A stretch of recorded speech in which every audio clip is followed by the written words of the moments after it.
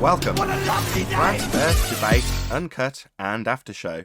I'm your host Nathan Oakley, and if you are new to this channel, or you've not done so already, then be sure to subscribe, hit the bell notification icon and join button to keep up to date with the Flat Earth Debate. If you would like to support the channel, there is a super chat that runs alongside each of these shows while they premiere, and there's also a PayPal, Patreon and crypto link in the info box below the video. Also below this video you can get £50 for swapping your UK electricity supplier to Octopus Energy. I've currently got a GoFundMe campaign running, so I'll also put a link in the comments section, so if you want to go and check that out or share it on Facebook, that would be very much appreciated. I'm also going to do a quick shout out to all of you who support me on Patreon, so a massive shout out of thanks and appreciation to Patrick Gunnels, Banter, Will Brax, Melby Styles, Troy Shuker, Bo Snail, Joseph Pizarro, Samson, Maris, Mobile Max 777, Neo the One, Lost Cat FE, Rob W, Open Minded, Reese Pound, Del West Watson, Mike, Muted, Dick Earth Skeptic, An A-Literalist, Maria Neelands, Unbelievable Productions, Blue Ridge Ranger, Rob H, The Real Gabster, Windrider, Liam Nedrick Jr., Abraham Mohammed, Naibai, Adrian Quintana, Skeptic936, Life is Short, Fireball X, theflatearthchannel.com, Texas Mike, Edwin Johnson, Kirsten Smith, and David Wayne Foster. So another massive thank you to all of you for supporting me on Patreon. Now I'll hand over to whoever is in Discord and Google so you can enjoy their conversation while I set up for today's live show.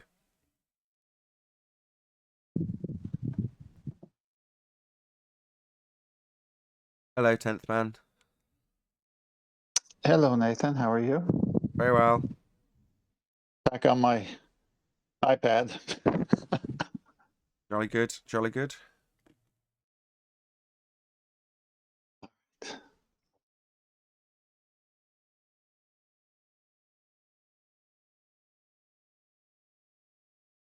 I don't know, Nathan. I feel naked without the housekeeping questions.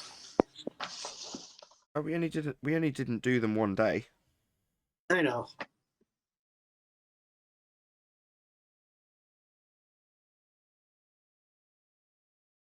You want me to do them now to make you feel better?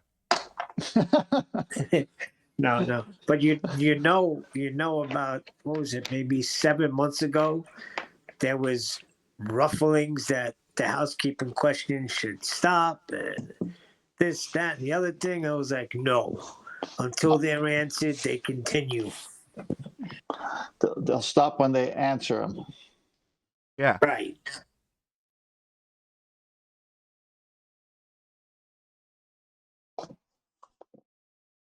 Yeah. Well, people don't like. I didn't hear that, to be honest, Neil. Maybe you heard it on your travels, but Yeah. No, I heard it too. I heard it. Let me see the way I could explain it. We were thinking about it or talking about it, and it came up. But it wasn't a direct version to the subject. And we all agreed, nah, we got to keep the housekeeping questions. Stop it. I'm ratting right out. Righteous didn't like them. all right. Well, you knew then. The only objections are going to come from flat earthers, and it's going to be the same objection, which is, yeah, I've heard them, and they haven't been answered. So, do we want to need to hear them again? Yeah, you do. People don't like fundamentals, and those are the fundamentals to your show. And every day that you do your show, they're going to be asked, and it sets the precedent for the show, whether answered or unanswered. Exactly, it sets a precedent, which is unavoidable when you're a guest and you come and you hear the arguments. If you've got the housekeeping questions in the forefront of your mind when you're debating, they are there as a precedent that people will avoid the show because of them. I use them all the time. I ask people in chat, answer the housekeeping question. Answer one. But isn't that the idea? For those people who avoid the show because of them, don't they have a conscience that they have to carry around? Hey, the only reason I know that I'm not calling that show is because of those questions. But they don't know that.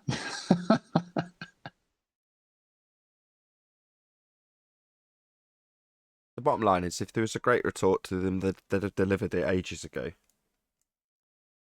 Precisely. There isn't. You can't have gas pressure without a container. There is no evidence of the self-perpetuating molten iron cores an absolute farce. There's no scientific evidence of gravity, and on and on. Distance to the sun's based on R. Speaking of R, that's one of the best questions. And the reason we got to keep them is because when you do ask questions of the heliocentric model, the ball model, it's embarrassing because they can't be answered quickly and succinctly. And these questions have held up to all attacks from the outside. And that's the thing about questions. They reveal stupidity or they reveal brilliance.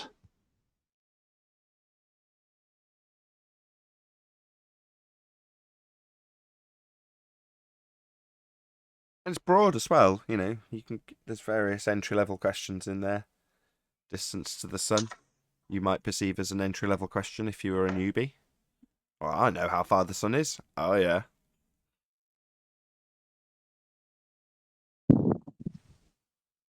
When you hear that, it's like, we got one. It's like fishing.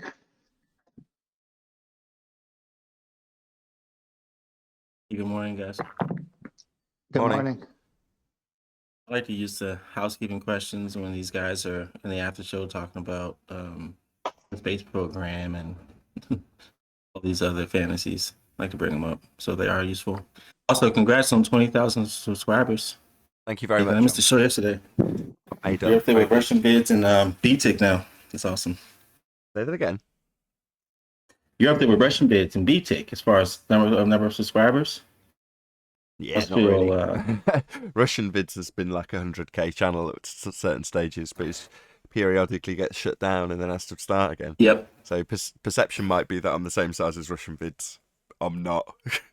Not at all. Right, gotcha. Okay. Nonetheless, congrats, man. You deserve it. It's awesome. So what happens in the after show in Discord when you bring up the questions? The same thing that happens on the actual show, or does it take a different turn? Exact same thing. Obfuscation, no real answer. And it's, I just, the clowns. So they're not honest with themselves or with us. So really no point. It's the same thing. Yeah. Good for you. Hey, I came in the other day, I think it was Saturday, and they were talking about how everybody has observed Apollo or whatever the mission was they were talking about, and everybody's seen it. And I was like, where did you see this? They wouldn't give me an answer because it was on the telly. So that means it's true, right? I heard it on the radio, therefore it must be true. Yeah, he was saying that, and they were giving me a hard time too. And I'm a mod there, bro. I think Sin Cleanser said it.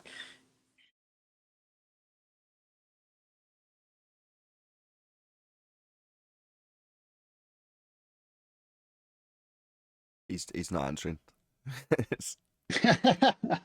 I don't even know. Was that to me, Neil? I'm sorry. Was that to me? No. I think Sin Cleanser told what's his Oh, name? it's the golly. Puppy or Sorry, I whatever. thought I was talking. It's the wrong person anyway. Me being blind.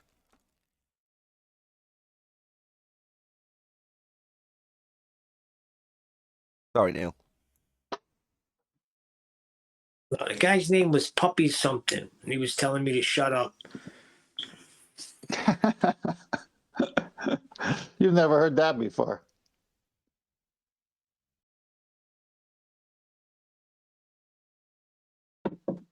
Look, all I was asking was, where did everybody see this? It was a very simple question. Well, that will get them to tell you to shut up. You've got that thick Italian American New York accent, right? So you're going to come across, just by your accent, just by people's preconceived notions of what that accent represents, as a wise guy, right? Or for the English, a smart ass, right? When you're doing what you're doing. And good. I hope you really irritate them, Neil. Yeah, I guess so. He's just asking a question, Nathan. No, I know. I know I'm just leading you on. He's just asking them a question. But from Neil especially, I think that would be irritating for your pseudo-intellectual type. You know, I'm not saying you're rough around the edges or anything, Neil, but you're pretty rough around the edges. Yeah, that's an understatement. You know what I'm getting at, though, right? Of course, I'm stupid. I know. No. Don't misinterpret what I'm saying. Being your blue collar guy doesn't make you stupid. It makes you a normal guy. In other words, you're not approaching them as like with a superiority complex. You're just approaching them as 10th Man puts it. You're just asking them the question, a question they can't answer, and you're just some guy asking a question. Then, you know, it's not like you should be in a position to get one up on them, but you are, and I bet that really irritates them. Yeah, regular guy just asking these super smart people, where did you see it? I understand how that would annoy them. Exactly. Like, who are you? That doesn't paint you as being stupid, but very telling that you should infer that about yourself. Sounds like a good YouTube only channel. Neil, sounds like a good YouTube channel name for you. Regular guy asking questions to these super smart. It's just a little too long. But it's catchy. Regular guy asking smart ass questions. That's perfect. I'd listen in. That'd be fun. You formatted like the Joe Pesci show from SNL back in the day. Have a bowl of spaghetti within 3 feet. Yo, that was hysterical. Remember that Saturday Night Live, the Joe Pesci show? That was good. Yeah, don't embrace your stereotype too much, Neil. Right. Well, if the only person on this call can't stereotype is Neil.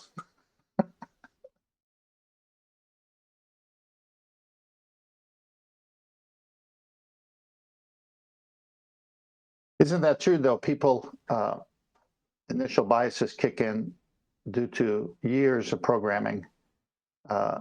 When they see a person of different color, an accent, perhaps a style of car, immediately the biases kick in at rapid speed before anything's happened.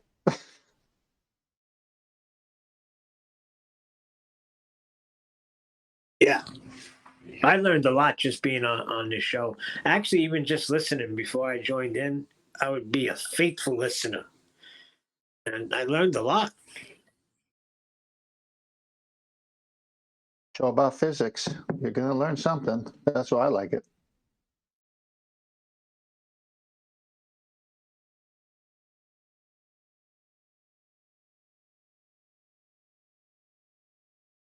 Hello, Stephen Ryan, by the way.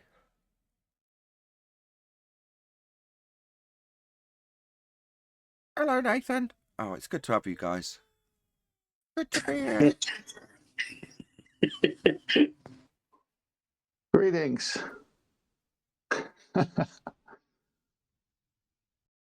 when you had that show with Wiggles, I'm still laughing about that show, how the scientific method is so clear. And I mean, it's taught in school and everything else, as Kiwi has shown, and citations from all the known sources describe it as is. And then the ballers get here and pretend they can ad lib it, make up stuff about it, and deny it. I mean, it doesn't matter which angle, they just never get it right. Wait a second. Wiggles was actually saying, he was trying to explain how time can be an independent variable, and he had the nerve to say, I mean, it's so easy. I don't know why you're not getting it, or something to that effect.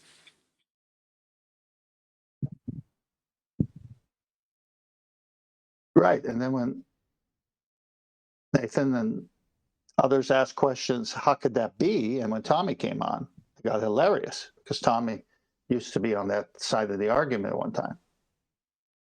What makes what Tommy says interesting, not necessarily amusing, is that he's sharp. He quickly cottons on to the main point, the main detail that's being made, and will labour it indefinitely, which is great. Yeah, till it's annoying to the Until it's guy. annoying, yeah. He'll just go on and on and on. And at one point, Wiggles did say that to him, but I wasn't going to stop him. He was absolutely on point. So why am I going to stop him? Yeah, he actually said that he knows that he's getting under Wiggles' skin, but answer the question. Yeah, that's a perfect commentary on Tommy. Once he's got you, it goes and goes, and it's awesome to watch.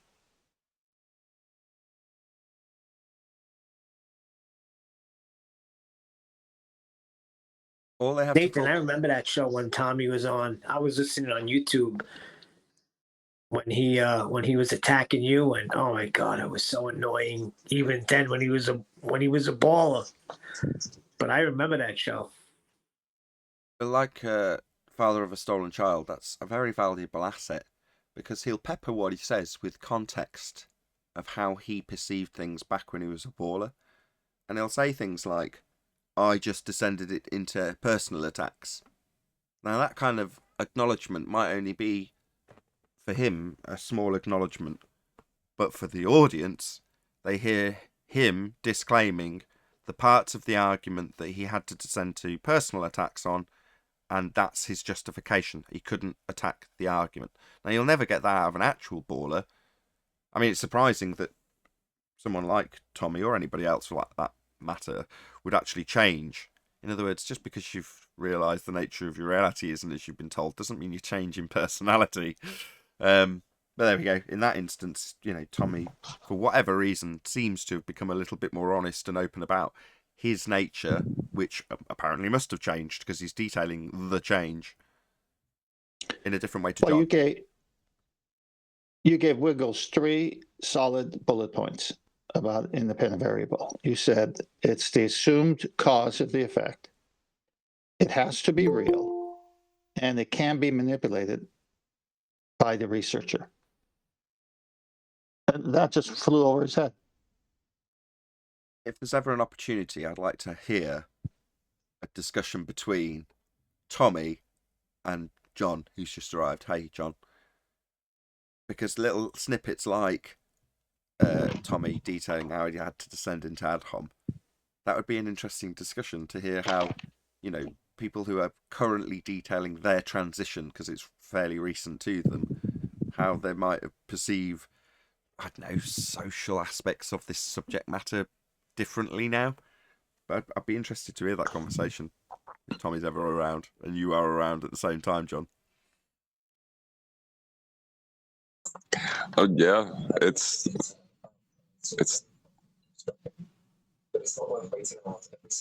shameful what I did. I know that. Oh well, that wasn't what I was fishing for. Not at all.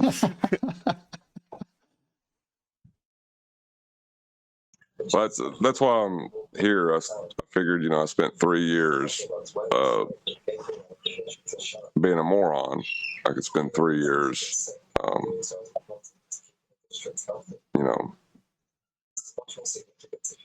giving back. Making up for it? Interesting way of looking at it. I can just hear your John, radio, by the way, with your mic wide open. It's just the show's turned into your background radio. Hey, John, you got kids. I've had kids. I got grandkids now. It's really your story is the adult version of what kids do all the time. When you're correcting a child on something, they'll divert and bring up something else and try to change the subject because they know where it's going. Kids do this all the time. Yeah, but brother, or yeah, but sister, yeah, but you did this to him and her, but why am I getting a different? Or they'll just completely change the subject.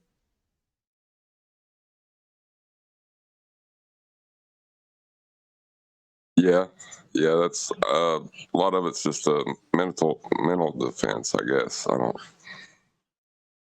don't know.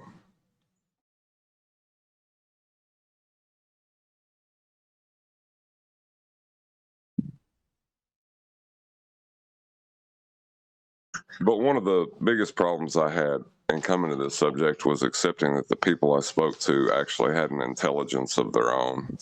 You know, I just assumed everyone was stupid, which, you know, that wasn't good. Well, the arguments predicated on that premise basically amongst any baller, which is to say that I'm automatically correct because I've got consensus behind me and we already know, and the people who oppose us are automatically stupid. And regardless of any points or claims that they make that I might have trouble as a baller overcoming, that doesn't make them right. And upon being presented with an argument that I have trouble as a baller overcoming, I will tell my opponent, the flat earther, how stupid he is, rather than realising that it's an argument I can't overcome. Because I've got consensus behind me, and I know I'm right, regardless of how right he might be in this clever dick argument that he may think he's won. He's still definitely wrong as a flat earther, is how I would position it as a baller, or how it comes across to me. But that's not necessarily, it's more internal than you've described, I think. In other words, you're fighting your own cognitive battle if you're here. And therefore, what you externalise to others, you don't give a second thought to as a baller. You're fighting your own cognitive battle internally. And that's really the focus for anybody, because people are selfish. I think it goes even more than that, because that's just one aspect of it. The other aspect is, well, I can't be wrong about this, because if I'm wrong about this, then that means I've been lied to. If I've been lied to, then that means I'm not smart enough to spot a lie, and I can't admit to that. So, and who knows, maybe what else have I been lied to? I can't open up that Pandora's box there right now, because I've got a good job, I have good self-esteem right now, and I can't start acting crazy like these flat earthers are and start checking into the moon landings and all these other things, because what if I find out, blah, blah, blah. There's a host of things they're avoiding, but they're looking stupid as they avoid it, because the very thing they can have a clear answer isn't being addressed because their fear of future things. It's pride. It's always been pride. Of course.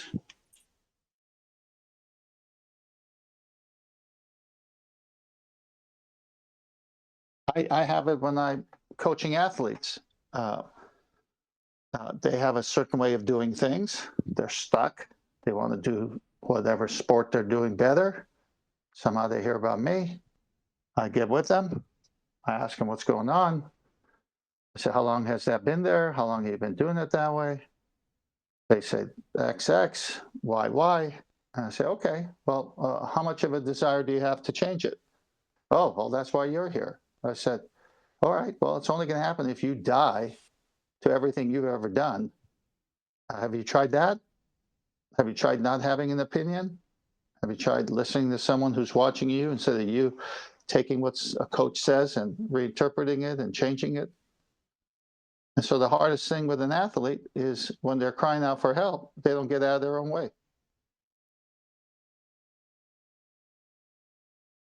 Pride.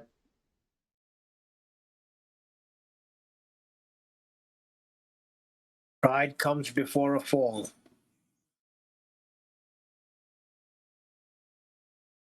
Many other bad things happen with it. It's a good way of putting it. They have trouble getting out of their own way. I've heard that said across many different disciplines when they describe how people fail in whatever the discipline. Most recently, the behaviour panel, when they were talking about people who try and become interrogators, and most of the people fail through getting in their own way. I think he said it in the same exact way you did, actually, 10th. But human discourse is always something I like, because when I meet a stranger, it's just natural for me to ask questions. And if you get a good one, they respond with good questions for you. And next thing you know, 2 hours gone, 3 hours gone. And you say, wow, that was a really good intellectual time of conversation with this person I just met. And I've met people like that, and we exchange phone numbers, we stay in touch. It's hard to find people who can just almost breeze through 2 hours touching different subjects, and everything just flows out of them in such a pace to where they're not thinking about it, they're not saying, why is he asking me that? They're engrossed in the conversation. You what now? Are you talking to me? Nice one. I like it. I'm a total bastard, aren't I? No, that was good. That was a good one. You waited just long enough. You did that the other day to Anthony, and nobody got it, but I got it.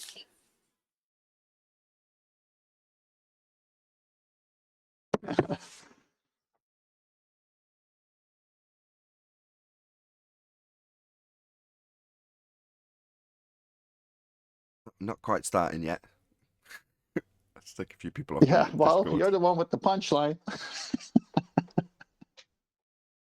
You know, all you gotta do is just push some buttons anyway, according to 10. That's Pushing right. buttons Just push now. some buttons. Tell us to talk amongst ourselves. There's a few people in Discord that went off mute, to be fair. Hello, anybody I've just taken off mute? Yeah, I'll be traveling to the state of Washington the next few days, so I'll be popping in and out, hopefully with my phone. Okie dokie. You gonna pick up some apples while you're there? I heard they have the best apples.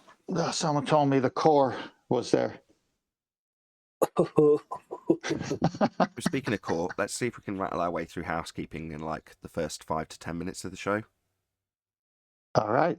Is that good by you guys? Yeah. What's the rush? I must say, I'm getting concerned. Well, the Yesterday, rush. no housekeeping. Today, let's rush through it. What's going on No, here? not rush through it. Actually do it.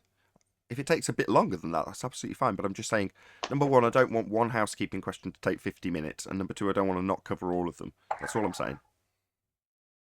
Gotcha.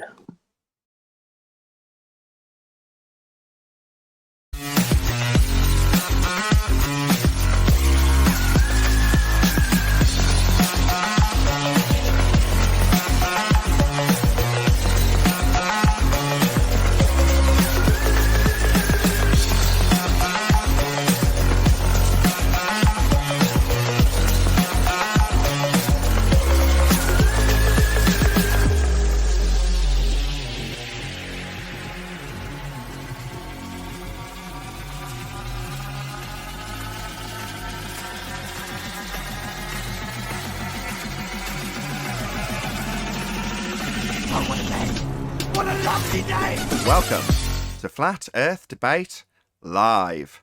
I'm your host, Nathan Oakley, and if you are new to this channel, or you've not done so already, then be sure to subscribe, hit the bell notification icon and join button if you'd like to become a Nathan Oakley 1980 channel member and keep up to date with the Flat Earth Debate. If you would like to support the channel, there is a super chat that runs alongside each of these shows while they are live, and there's also a PayPal, Patreon and crypto link in the info box below the video. Also, below this video, you can get £50 for swapping your UK electricity supplier to Octopus Energy. Most importantly, if you'd like to join the discussion, simply mute the page you are currently watching, then click the link in the info box below this video to join the panel and express your views on the nature of Earth. If you do join, please don't swear. If you do, you'll be ejected, and if you are, please don't try to rejoin the stream using sock accounts. You'll be warmly welcome back on the next stream. Please also share the show on social media. Sharing the show obviously increases the live audience, but this in turn increases the chances of a more diverse panel, so please share the show on Facebook and Twitter. One last time, if you're new to the channel or you've not done so already, then be sure to subscribe, hit the bell notification icon and join button to keep up to date with the Flat Earth Debate. I still do have a GoFundMe campaign running, so there should be a link in the info box to that.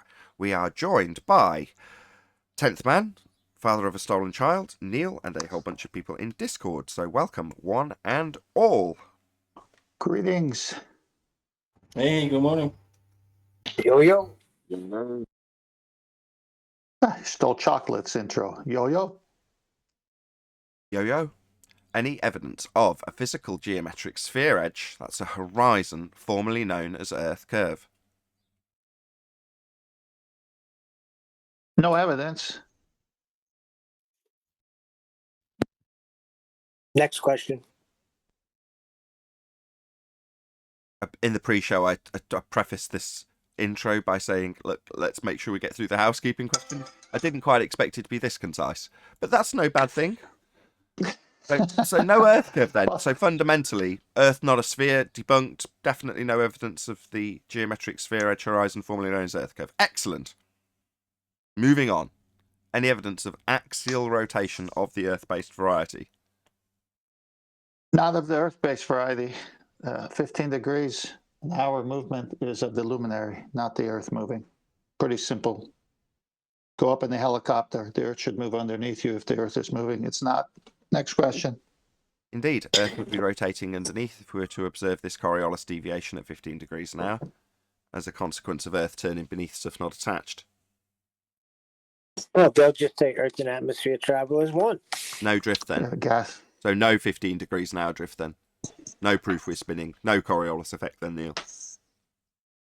Yeah, that's a problem. Need radians to have axial rotation first. That's what I So the was waiting first for. question killed this one. That's what I was waiting for, John. Do you want to just repeat that for us? You need a radius to have axial rotations. So without that, axial rotation's done of the Earth-based variety. Indeed. Can't get a radian value to give you the axial rotation rates if you haven't got an R value. Any evidence of R, Earth radius? Obviously not. Well, obviously not after that. Black Swan. Having radial tires on my truck, would that count? Earth radius? No, then no. Indeed, no. If the Earth was a sphere radius 3959, then every horizon distance measurement could be no more than 1.2 times the square root of the observer's height in feet. That's the geometric horizon. That's Earth curve. And the Black Swan shows the horizon is beyond the geometric limitations of a sphere radius 3959, therefore the Earth is not a sphere. You require a geometric horizon to derive your R value. Every single Earth curve assertion is either assuming an R value or based on the premise that you can measure an R value. And we've debunked it with the Black Swan. There is no R. Earth as a sphere is debunked. Any evidence of the distance to the Sun? Wait, but do any of the ballers claim that that's not the horizon in the Black Swan photo and video? They say it's not Well, the they're horizon. What do you mean? We only have one horizon. The horizon in the globe Earth geometric model is a sphere edge claimed to be capable of blocking boats and buildings into the distance. That's their horizon. No, I'm saying, do they claim that that's not in the picture, that's not the horizon? I mean, they can, if they choose to, deny the evidence of their own eyes, Neil, but I don't think I've come across that problem yet. You mean the very thing they're supposed to see and measure that they've never seen and measure and say could never be seen and measured, so they get the value of 3959 from something they've never seen or measured? Is that the one you mean? That's the one. Well, I heard we've never claimed we're supposed to see and measure the Earth curve. No, I've heard a baller say that QE enhanced it so you could see the horizon. That's not really the horizon. That's just some sort of anomaly. That's what. Okay.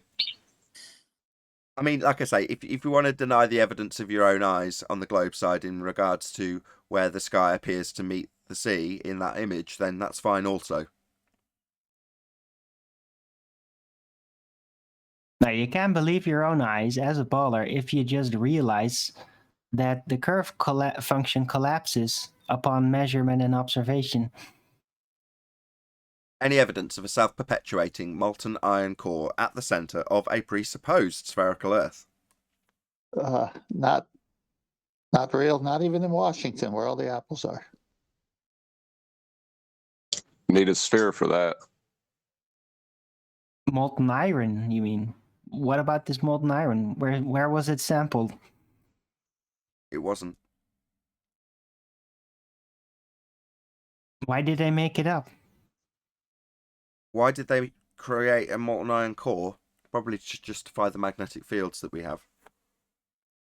How does molten iron create a magnetic field? It doesn't. It's beyond the Curie point, but maybe they didn't know that when they came up with the story. Or did they? Did they do it on purpose? I don't know, Owen. I'm sorry, I can't divine motivation. I can just point out where their rhetoric and stories are incorrect.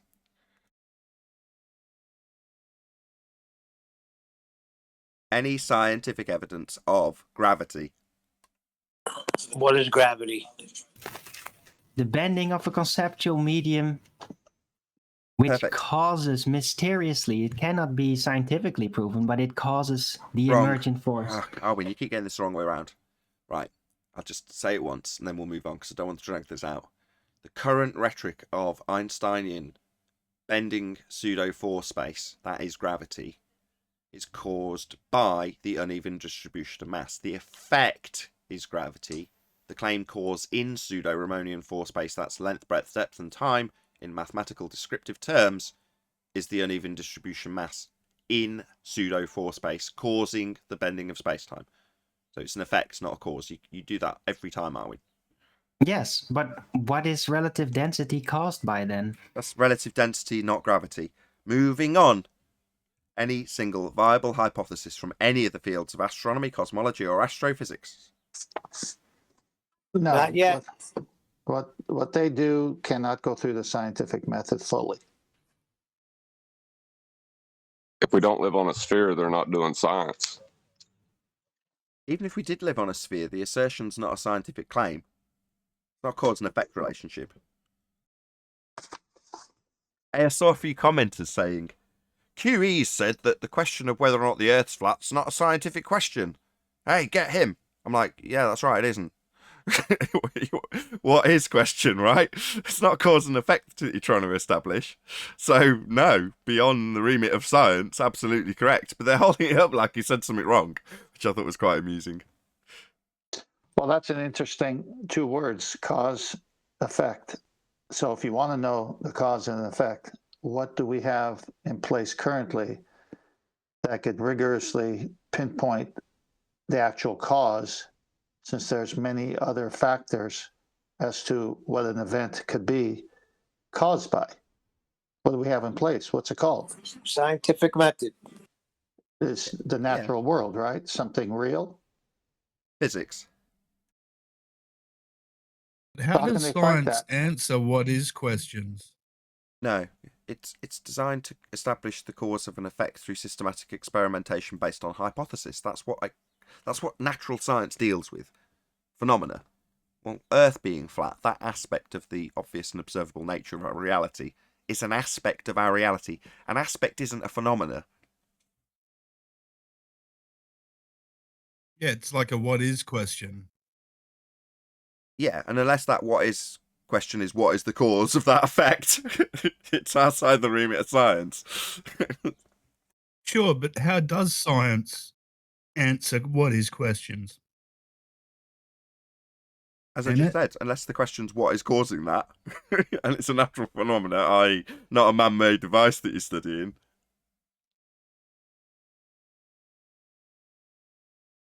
Like, Sci- what is the sun? Yeah, that's a what is question. Look, it's a very narrow field, right? If you've got an empirical outcome to something, that, I mean, it doesn't necessarily suggest that it's going to be narrow, but I would say it does. The implication is that if you're going to have an empirical outcome from something, then it's going to be hyper-specific, and science is. Anyway. Well, the ballers would claim that, that's too narrow, and that's basic science, and they have advanced now to the higher science. What, the science of making up stories based on something that they observe in the sky? Yeah, they will talk about their mathematics as being higher science, but you can't get much higher than empirical outcome.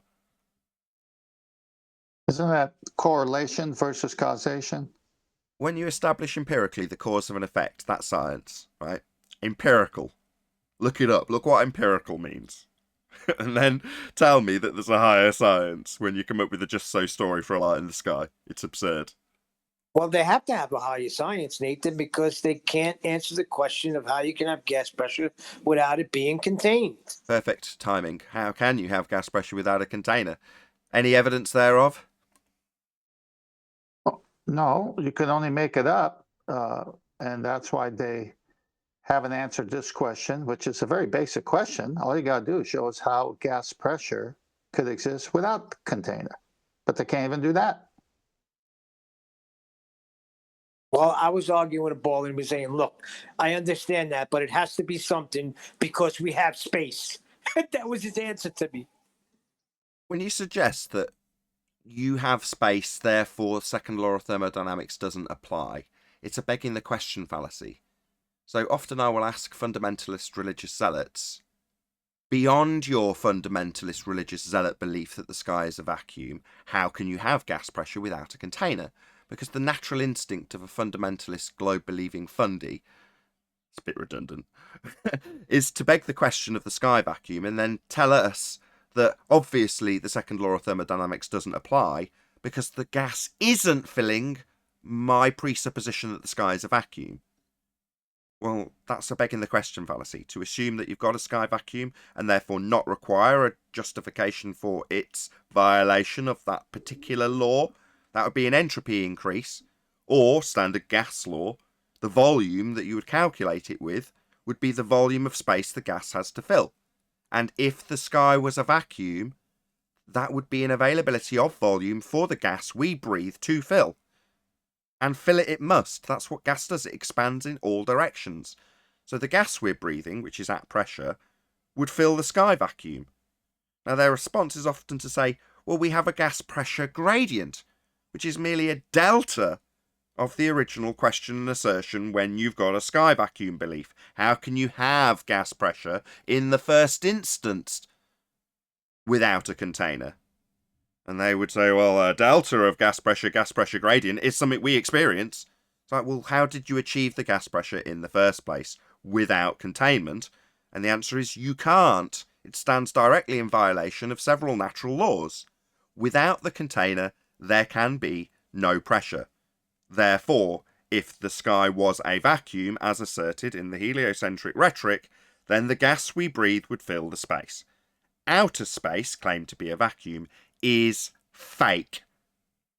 Therefore, any claims from that claim to be sky vacuum are automatically fake, including but not limited to pictures of Earth from space.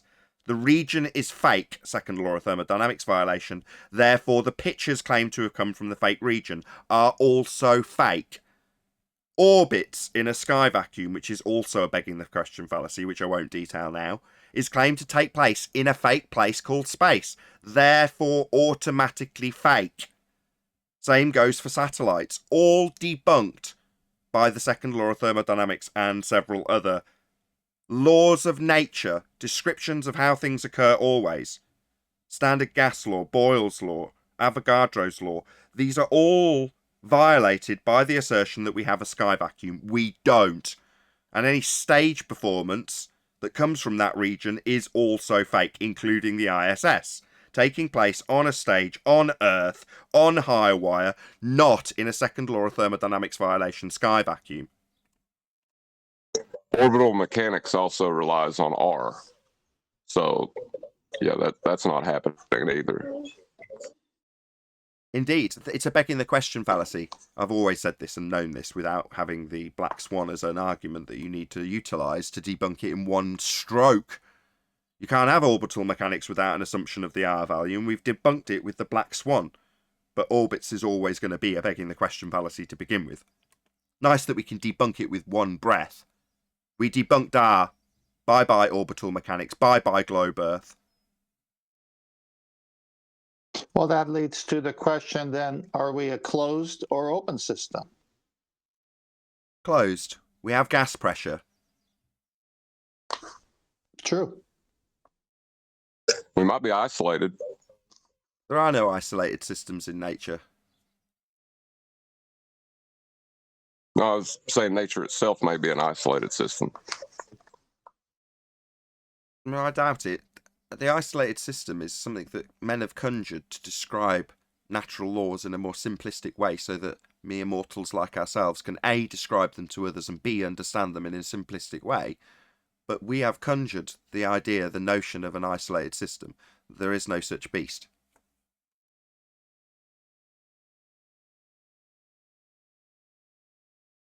So Just as a quick, what's the word? Preemptive response to anybody who says, well, a lot of the gas laws will use things like ideal gas, and we don't have ideal gas either. Therefore, the law doesn't apply. It's like, no, oversimplifying it so that it can be described in terms of something that is occurring always doesn't mean that our mere descriptions of them make them reification fallacies or not applicable. That is us observing something always and describing it. Sometimes you could say it's a crude way to do it. Obviously, our language isn't the effect. It's just us describing it. But ideal gases and isolated systems, things we have conjured to make the descriptions more simplistic, doesn't make the law of nature not apply. It's still a law of nature, regardless of how crude you want to consider our descriptions of them. So when a student goes to school and they open a book and show Earth and space and all that, and the student goes to the teacher and says, this is a violation of the second law of thermodynamics, what does the teacher say? Get out. Go to the headmaster.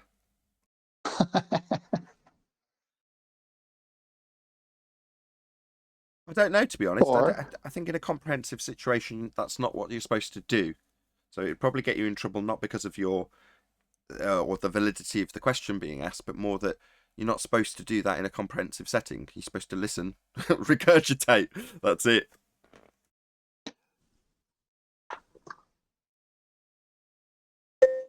Yeah, most teachers aren't equipped to handle those kinds of questions. Because there's a force.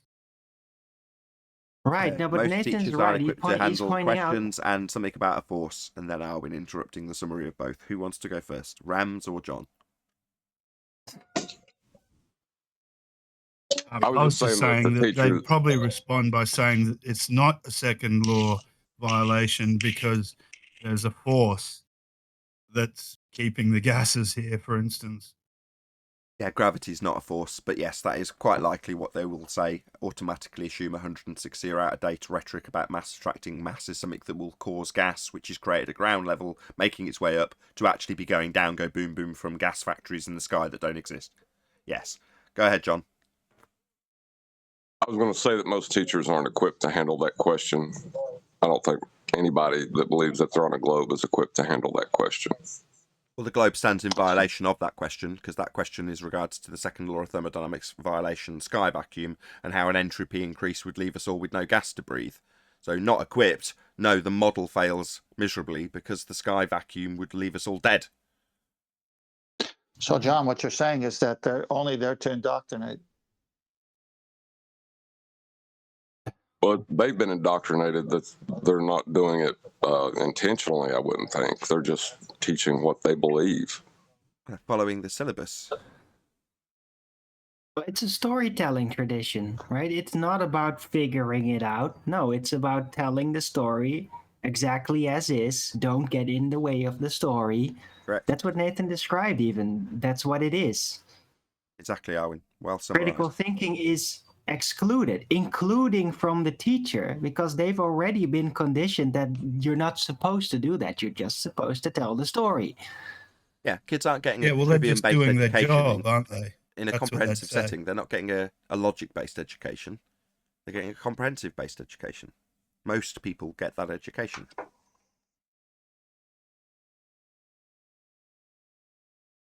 Except when I asked my teacher over and over and over again, he responded, look, I don't even believe it. I just got to teach it. Really? I've shared that story all the time. That's what happened to me. And it's like, oh, okay, I get it now. You don't even believe it. That's it. I'm not got anything against teachers per se, but it's a lack of passion when you're following a syllabus. It's not like you're deeply enthusiastic about whatever is on the syllabus. You just have to go through the motions if you're a teacher these days. And my dad used to be a teacher, and his passion for the teaching that he did was lost, and then he moved on to something else because of changes in the system. Well, I'm sure there's plenty of teachers from the 80s that did the same. What did he teach you, Nathan? Actually teach children with special needs. Taught, I should say. Be disgusted with such terrible English. Anyway. Well, you can see this in music teachers. Some have a real passion for music and the age group that they're trying to make it simple for to learn. And then others are just, I'm getting paid $20 an hour to teach music. He also used to teach out in Africa, my father, out in Zambia. That was his first teaching career. Got some.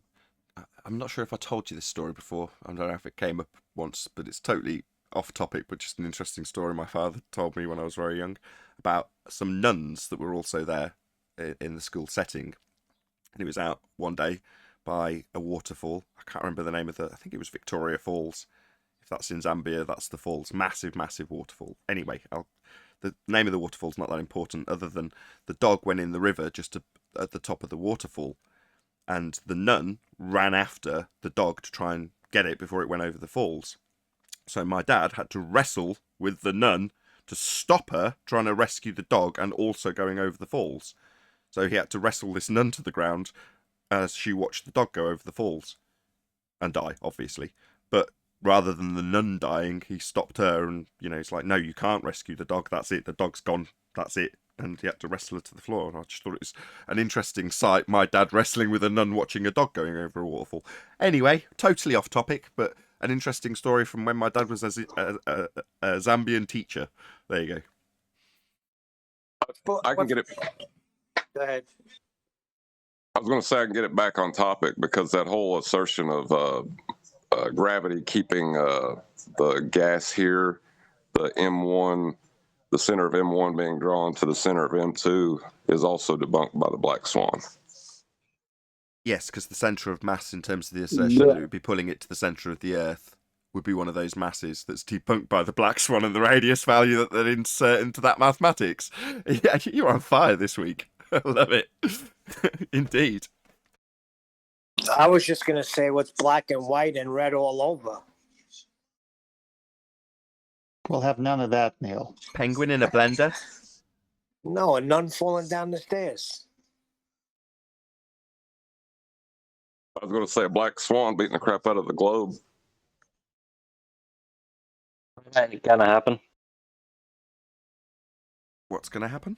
Or maybe a Mormon Native American.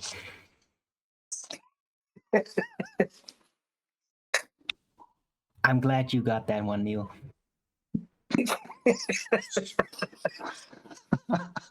Well, that was a good one, Armin. Well, I've just been let in, and I'm asking a question. Explain the ties on flat Earth, please. Did you hear somebody making a claim about tides on a flat Earth for us to justify? Explain the tides on flat Earth, please. I heard your question. Did you hear my response? I think he's confused. He seems to think that we're making some sort of positive claim here. I'm just asking for someone to explain tides on flat Earth. I heard you. Please. That's the third time. I'll respond to you again. See if you can listen to my response. Try and listen. Have you heard anybody here making claims that suggest we use tides to prove or disprove a globe or a flat Earth? Is that something that has been claimed here? I've just asked again, and I will ask you again. I don't need a fourth repetition, Fundy. I don't need a fourth repetition, Fundy. Middle of a sentence. Middle of a sentence. Don't need you to repeat what you've already said 4 times. Thank you. But what would be nice if you acknowledged what I had said at least once, which is to say, for the third time, have you heard anybody here claiming that as an evidence that we should be defending? If not, do you have a claim about tides? Because there is a positive assertion that tides are linked to sphere Earth. It's not a claim we make as flat earthers, but potentially if you're a globe believer, it might be something you want to defend given there is an outstanding claim on the globe side about tides. Do you understand that? If you want to go round and round and round circles, you just equated that to zero. No, Because I've just simply asked think- a simple, very easily asked, very easily answered question. Please explain how You tides don't need work it on a flat 5 Earth. times. I've asked you, who are you asking and why are you asking? Have they made a claim about this? I'm asking you, Nathan. All right, okay, I'll Explain answer you. tides. Okay, Explain how okay, tides you don't work need on a it flat to... Earth. Sorry, do you need to I say don't need all your record. bull crap. I just need Don't for you swear. to answer the question, the I simple heard. question. I just need you to shut up or acknowledge what I've asked you, but you refuse and just seem to think it's necessary to repeat the same claim 6 times. Yeah, I know you're demanding an answer when we've made no claims. I about didn't. it. I And now you're didn't make talking a through claim. me. I asked I'm a gonna have to shut question. you up, General Shady. Son. If you can't listen to a response, you have to talk through me to repeat your claim a 7th time. I'll have to shut you up because you're not tolerable as a guest. It wasn't a claim. It was a question. All right, I've made no claims about it to have to defend it. Do you understand my response or not? I asked you to explain how it works on a flat Earth. So that's 7 all. times. You're going to repeat it a 7th time. Did you hear my response? I've made no claims about it. Simple. I didn't ask you to explain your claims or anything else. I asked you how it works on flat Earth. That's it. Tides. Yeah, I've made no claims about it, so I don't need to defend it. If you want to run away from my question, then that's fine, and just admit you're a coward. But I asked you to explain how it works on a flat Earth. It's a very easy question, mate. Yeah, and I've made it clear that I've made no claims about it, so need to defend it as a question because I've not made a claim about it. However, before you interrupt, after immediately Fundy mute me, coward. I'll point out again something else you've ignored as you interrupt me for a 2nd time in this sentence. That the globe makes positive assertions about tides within the heliocentric model. That is a positive claim, not one I have made that perhaps you might want to defend, as opposed to reversing the burden of proof and asking me to justify something that there is a positive globe claim about, and I make absolutely no claims to need to justify the question you have asked. I don't make a claim about it, the globe does. So really, the situation is as follows. The globe makes positive claims about tides and the moon, tidal attraction and forces that aren't forces. Something that you, as a globe defender, need to defend if you're going to be here. Me, I don't make any claims about tides. I am going to be interrupted when I point out by a Fundy coward who feels it's necessary to point out that I'm going to be answering the question. Maybe an 8th rendition of the exact same thing will somehow make it reasonable that I defend this claim I don't make when there's an outstanding globe claim that you haven't addressed in 4 renditions of the point. Sing around with words. Right, let's kick him out. Anybody disagree that I should kick him out? No, kick him out. He thinks he can walk explain up the to any tides on a string. flat Earth. Yeah, Well, I he heard it doesn't 9 seem times. like a Now you're going to very get kicked out. interesting No, challenge. he's a zombie. He's a zombie. He thinks he can walk up to complete strangers, ask them a question that they've never made a claim to, and keep repeating and chanting. This guy. Yeah, he's a champ. But it's totally Chanting. pointless because on a flat Earth, it's not required. Like, yeah, there can be tides or they don't have to be. It doesn't really matter. It doesn't prove anything about the shape of the Earth. So, there's only this claim that the tides happen because of the moon passing by, still based on old Newtonian gravity mechanics, that there's tides because of that. That's on the globe side. The flat Earth, there is no specific relation to the tides. So he's got to give an answer. Hold on. Put his question in a form of fear. Well, now, how does the tides work on a flat Earth? Yes, I said this the other day, and I'm just not applying my own words. Exactly.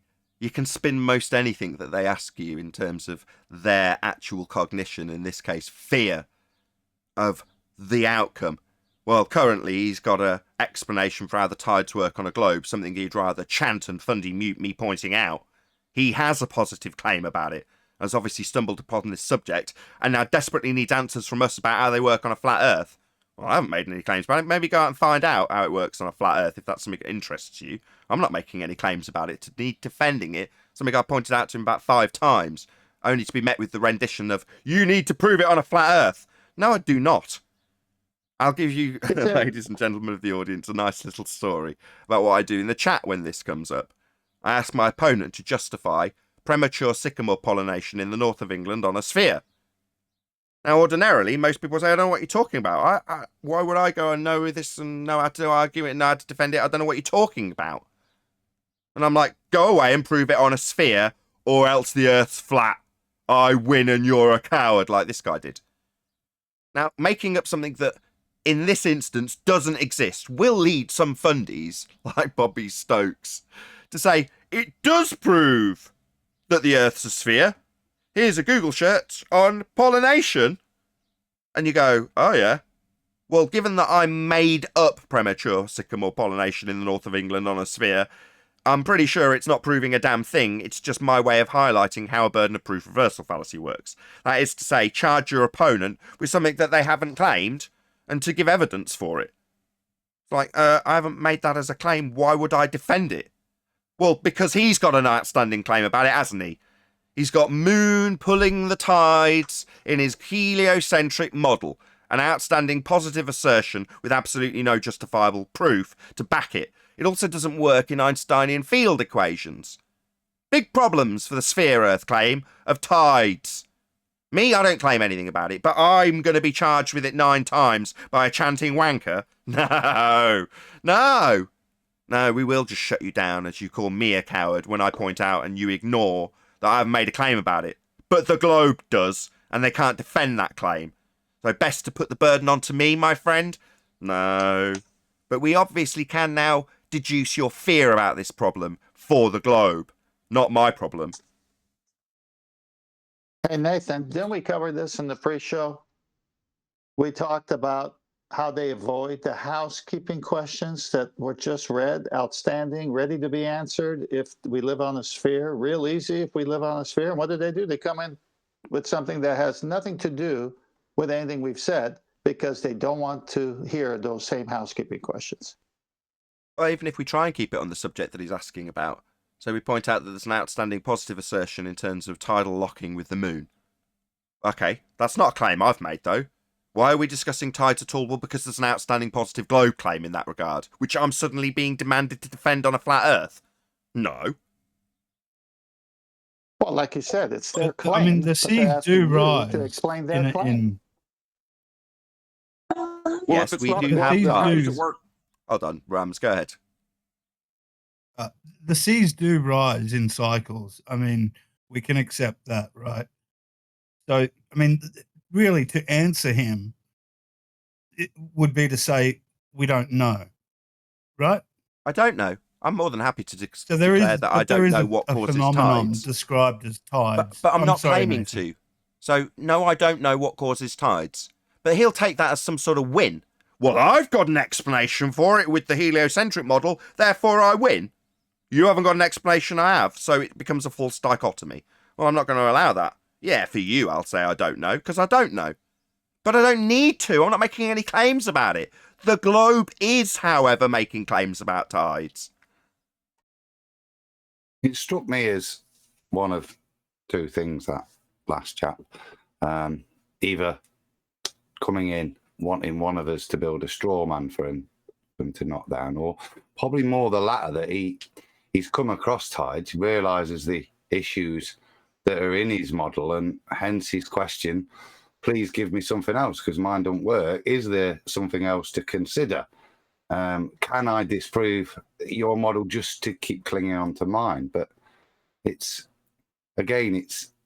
not coming in with his own claim. He's just desperate to cling on to his paradigm by attacking something in flat Earth. And it doesn't prove his paradigm, but it just reasserts it for him by demolishing the fact that you can't have tides on a flat Earth because the moon won't do it. I mean, it's full of assumptions, isn't it?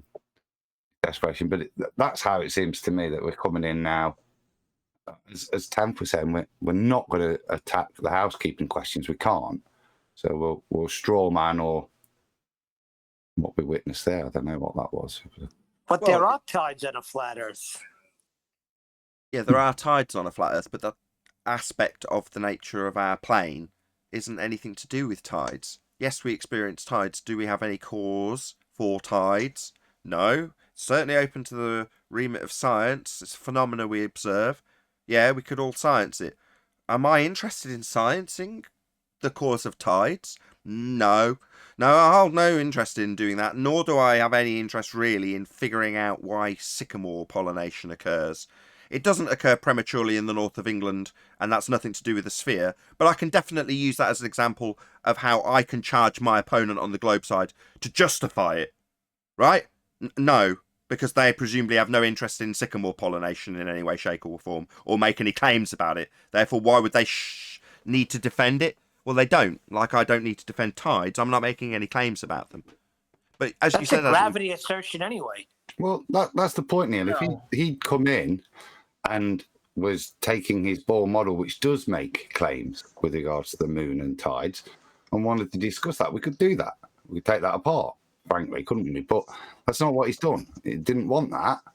Doesn't want to look at the weaknesses in his model that kind of demonstrates that it's not a ball. He wants us to give him something to knock down. He wants us to make a claim. Well, we're not making a claim. Like we say, it's not commensurate. This with regard to the nature of Earth necessarily. Correct. He wants to build up a straw man to burn. And if he can challenge us with a question that he's already got an assertion for that he then doesn't have to defend, he can burn the straw man if someone comes up with an explanation, which will be poor. Yeah, like the person in chat that said, explain auroras on a flat Earth. Yeah, that's how Bobby got caught, right? I was like trying to explain to that guy in chat with my example of a burden of proof reversal fallacy, asking him to explain premature sycamore pollination in the north of England on a sphere. And the guy's like, what? I don't know what you're on about. Why would I have to explain that? I don't know. How does it prove a sphere? And I'm like, I'm not claiming a sphere. You've got to go away and make it prove a sphere. Go. And he's like, that seems unreasonable. I'm like, what? Like you telling me that I've got to prove auroras on a flat Earth? I make no claims about it. But yet suddenly I've got to justify it because you've got a claim about it on a sphere, presumably. Well, Adam, would you say also I could summarize your position that he came in shore of his position and then left making waves? Boom, boom.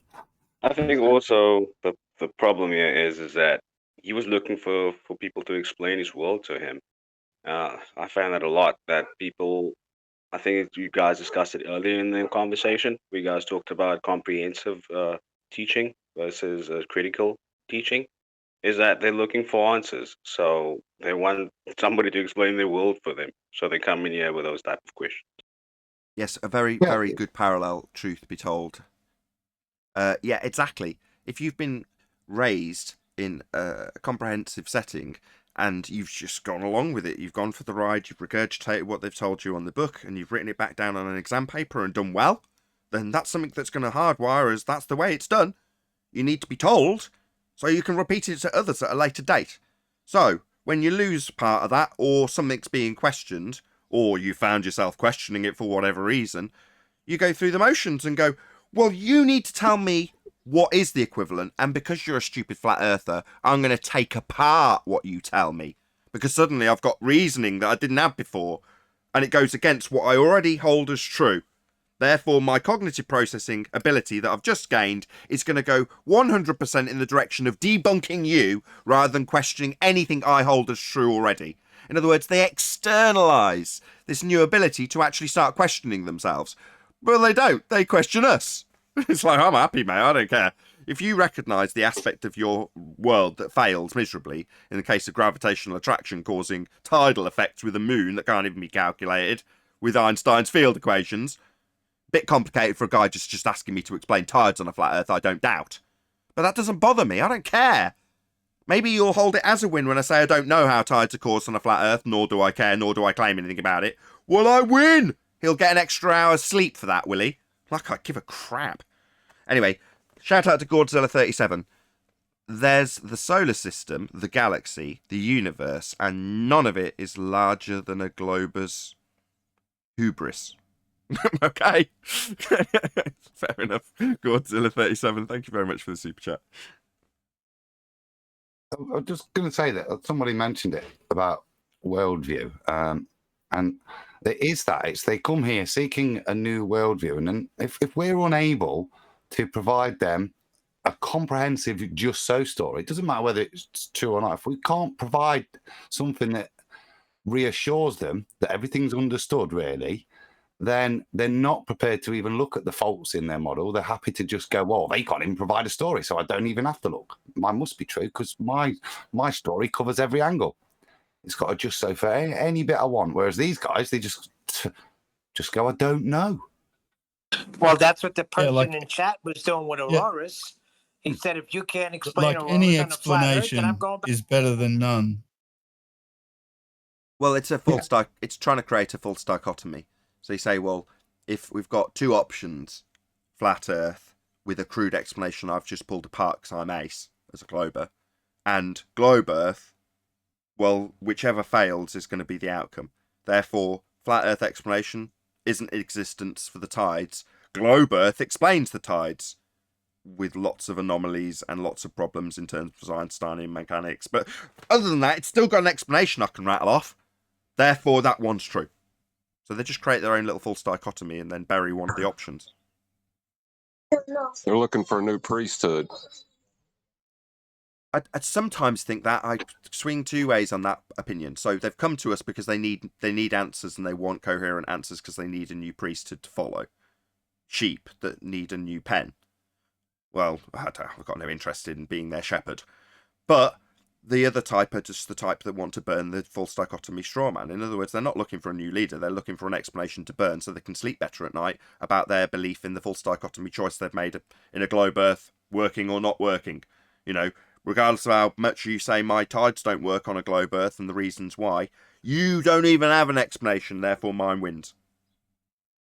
Well, when I finally figured out that the Earth was flat, the first thing I did was started looking for answers. You know, before I come to the realization that nobody has them really. I listened to a bunch of crazy ideas. Yeah, and that's the problem with flat Earth in the whole, which is why I often don't want to associate with the group that's labelled flat Earth, because a lot of it is people are coming up with their own batshit crazy ideas about how the world works. And when it comes to things like the sky, the claim is that it's a vacuum, it's an ever-expanding infinite nothingness that the gas isn't filling in violation of natural law. That's what we're told. What have we got beyond that? Well, I suppose it could be angels, you know, why not? Well, that's what we were told before. Well, other than that, what have we got to go on? Us. Me. If you come to me and demand that I tell you what the sky is, well, I've got about as much as you have. I've got what we were told that we know is wrong and why it's wrong. That's all I've got. So why should I suddenly be the arbiter of the sky, or anybody else for that matter? But you could be. Isn't that exciting?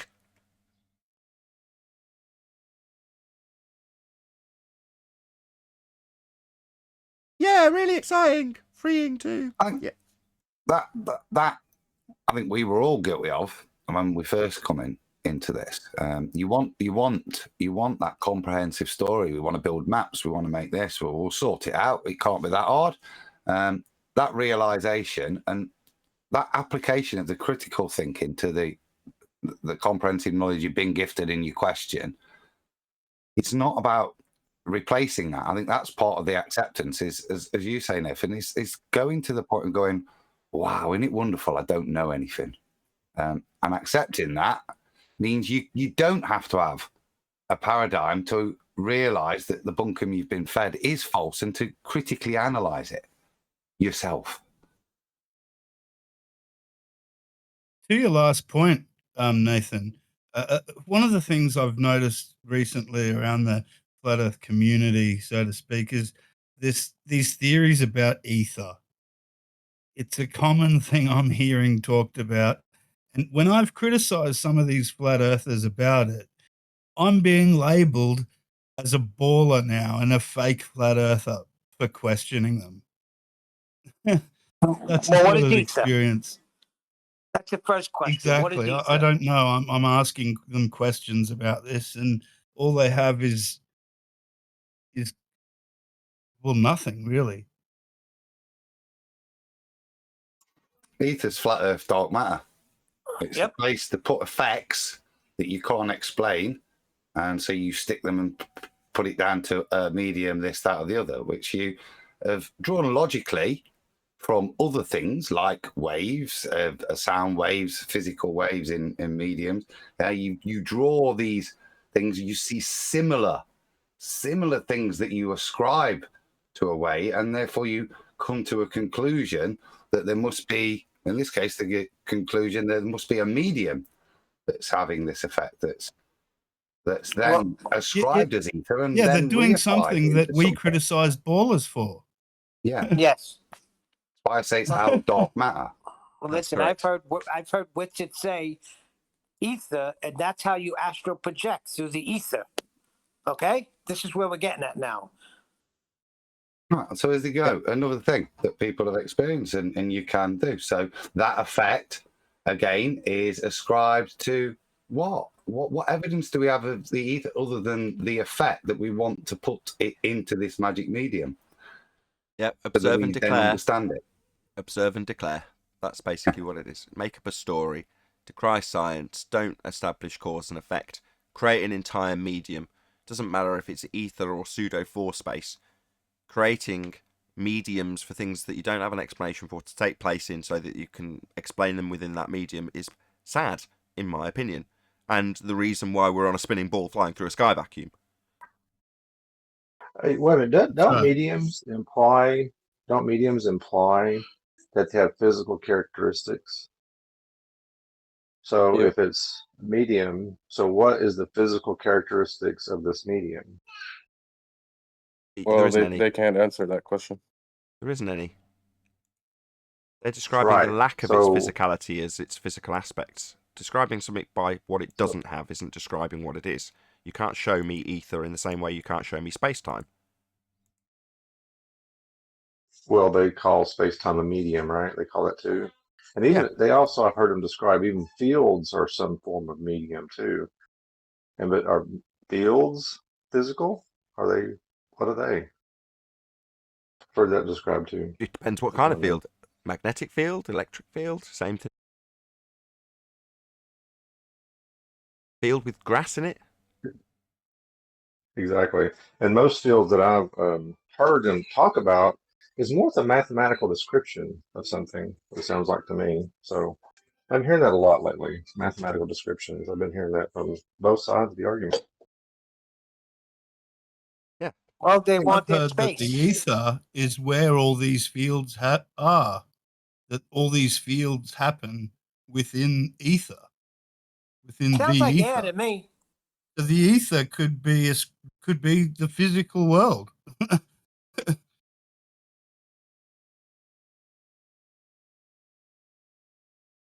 Could be anything, couldn't it? And until we can demonstrate it, then it's currently nothing. It's just something we're ascribing effects to that we don't understand. So we put them in a box. So we feel like we know what they are because that's an effect of the ether. Right. A lot of magnetism and electromagnetism effects are ascribed to it, and but they're real. Compared to it, but they're real. You can demonstrate those effects, no problem. Yeah, that's why they compare them to those sorts of effects. So okay, well, so take one of the effects ascribed to ether, manipulate your ether, and watch the effect change. You can't manipulate ether. You can't. I was just going to say that. How are you going to manipulate something that's you don't know what it is or where it is? Adam, it was you who told us to manipulate ether. So what do you mean? Well, that's what I'm saying. If you're gonna say that you want to demonstrate this thing some way, then manipulate it and show its effect. You're saying that this effect, say, of light is down to its transmission through the ether. Okay, manipulate the ether and show the difference in the transmission. Was that all the housekeeping questions? Yes, we did definitely cover all the housekeeping questions. Didn't they do that with Michelson-Morley? But they assumed ether, Neil. Correct. They didn't manipulate anything. They just assumed it. Right. In the same way as you can assume gravitational lensing when you look at some effect of light in the sky. Well, the same thing applies. Okay, let's see gravity being manipulated to cause that effect. Oh, right, you can't, can you? It's just a description in maths of pseudo-force-space bending due to the uneven distribution of mass. Well, how are you I going don't to know. This whole manipulate it? ether thing sound. I was just going to say, this whole ether thing sounds like they want to hold on to some sort of space. Well, it's funny. It's funny. Yesterday, I was in a discussion with the ether proponents yesterday, and they started using the terms like geometry. And I thought, wait a minute, what is geometry? Anybody know what geometry is? Isn't it mathematical descriptions? So it's like they're actually going to the very direction that the space-time people go to. Mathematical That's my point. descriptions, models, right? That's Go ahead. right. So, and then they get that. Then on the ether side, they get mad because one side using mathematical models, but then the other, then when they describe their own rhetoric, they're using mathematical models. So Yes. what's the deal here, guys? Well, the deal is something that was illustrated to me after, or shortly after, having a crash course in science and the scientific method from Quantum Eraser. With a relatively serious tone to his voice, he explained that understanding what science actually is, or what physics actually is, i.e. dealing with the physical, is a double-edged sword when you're dealing with flat earthers. Because plenty of people will have a reasonable understanding of the magic trick of asserting science when you're making up a story and having no empiricism or scientific validation to what you claim. That's a very powerful magic trick. Now, when flat earthers make the same exact mistake as globe earthers and start asserting just so stories as science, you end up in a position where you have to, or I have to, and have had to, tell people that what they're claiming and detailing isn't science. And they don't like it either. They're as reluctant to relinquish their just so magic trick, which they've labelled science, as a globe earther is. Yeah, I always ask the question now. I was like, can you do physics without math? And on the globe side, they say, no, you can't. Then all I have to do is pull up that old guy, I can't remember his name, that does all kinds of physics and never once put an equation on the board. I don't know if you know what I'm talking about. He's an older guy, probably back in the 70s, the videos. And he's done all kinds of physics, and not one equation ever appears on his show. He does all kinds of physics. Right, it's because science is qualitative rather than quantitative. So if you start figuring out how much acid you need to make the water boil, and then doing lots of equations to figure out the scales, plot them next to time, you haven't got the qualitative value figured out. You think acid makes water boil? No, you heat it up. But you can maths it to infinity and not know the actual quality. Because a quality of something isn't necessary to actually qualify in terms of its mathematics. How much heat? Well, no, heat causes it. You need to know that, though. Not acid. In other words, the quantity is irrelevant until you know the cause. That's what science deals with. Physics, the physical. That's what makes it beautiful. I've got a little bit of chat between me and John D just on the ether. If you humour me, it's a couple of paragraphs. John says to me, here's an interesting one here. The logical antecedent for an interference pattern is a medium. Thus, the double slit laser observation is a near vacuum. You could say the medium is ether. But the logical antecedent for a medium is particles. I cannot show you a particle-less medium. Any interference pattern I can show you involves a particle medium, air or water, gas or liquid. If anyone says the ether is vibrating, then what is actually vibrating? What is the ether? A field? I have no idea what a field is, apart from grass with cows in it. My response was, I disagreed with John. The logical antecedent for an interference pattern is not a medium, it's a wave. And as I said to him, you don't have a wave, you have a wave pattern. Therefore, further analogies are nullified because you're reifying your wave pattern into a wave. Oh, that needs more explanation. I doubt that from Dr. John T. I highly doubt he's reifying a wave function into a wave. He understands that at a very fundamental level. So, no. We'll see what his response is. No, that was he agreed, because we're just discussing it of trying. What the point of that is there is he's trying to build it, trying to reify. How can you? Sorry, I misunderstood what you were doing. Right, you're taking through their logical steps in terms of what they need to reify an ether. Yeah. Right, yes, they need to change something that describes how particles, in terms of the double slit, can pass through an aperture or a slit, and you not know which one, and it create diffraction, an interference pattern on the wall, or plate, if it's photographic plate or sensor or whatever it is you're doing it with. It's not relevant. Anyway, that is what you can create, and that diffraction is qualifiable in a mathematical terms as a wave function. Is it a wave? Does it pass through a medium? No, it doesn't. No. Furthermore, it doesn't even seem to have a journey. How bizarre is that?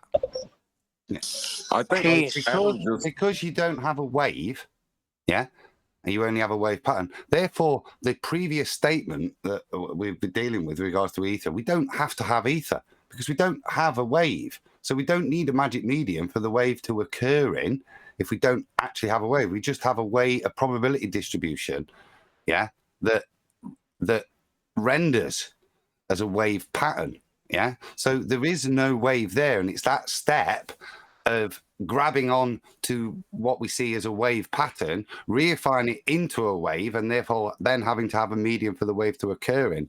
There's to be the error there. Exactly. Well, I could get the heart out of my chest now because I thought John D was an ether believer. No. Well, I think Adam just qualified the difference between interference and diffraction. There is no difference between interference and diffraction. Me and John are discussing this, Neil, playing devil's advocate to each other on both sides as we work through it. Yeah, I got it now, but my heart was in my chest.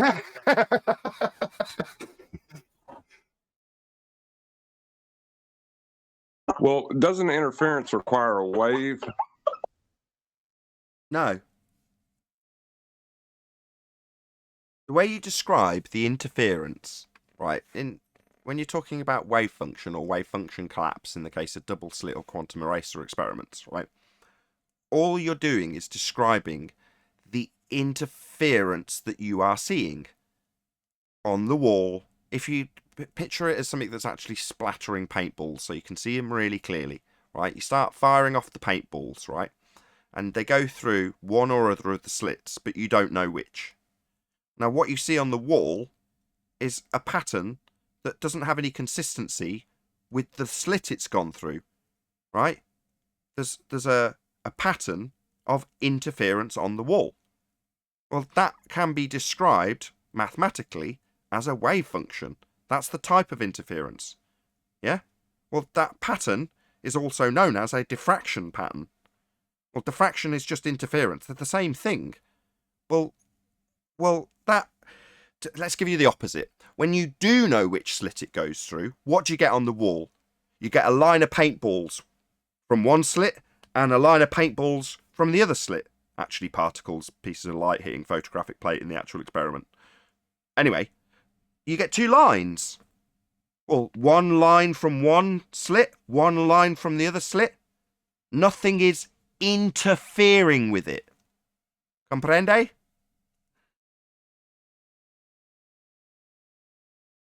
No waves. No waves involved. No medium required. No waves involved. Mathematically describing things as wave function when describing probability distribution. That's what a wave function actually is. What is the probability? Let's say you've got 5 lines instead of the 2. So 2 lines is no interference. Just 2 lines on the wall. It goes through one slit, one line. Goes through the other slit, another line. No interference. No diffraction. No probability of a distribution.